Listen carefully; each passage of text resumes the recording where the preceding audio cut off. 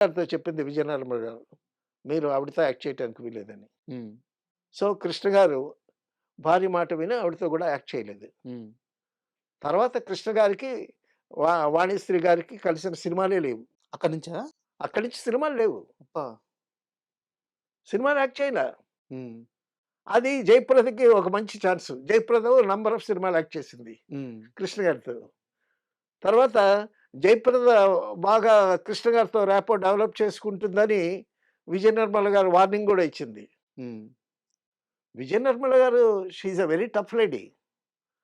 ఏ తేడా వచ్చినా సరే ఫైర్ బ్రాండ్ అంటామే. ఏ తేడా వచ్చినా ఊరుకోదు.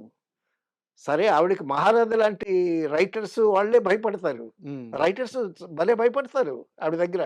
సో చాలా పర్ఫెక్ట్‌గా ఉంటదావిడ. కొంచెం కోపం ఎక్కువ. హ్మ్. సరే మళ్ళీ వాణిశ్రీతో యాక్ట్ చేసి, మళ్ళా ఎందుకు గొడవలని చెప్పి కృష్ణ గారు వాణిశ్రీతో గూడా యాక్ట్ చేయలే.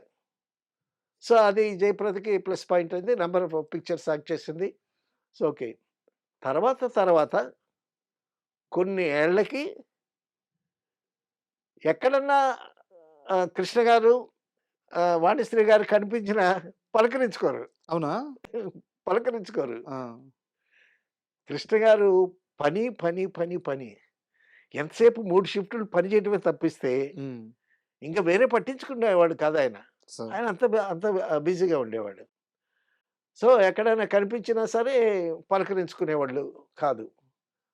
చాన్నాళ్ళకి కృష్ణ గారు వాణిశ్రీకి ఫోను చేసి, ఒక మంచి రీమేక్ ఫిల్మ్ కోసం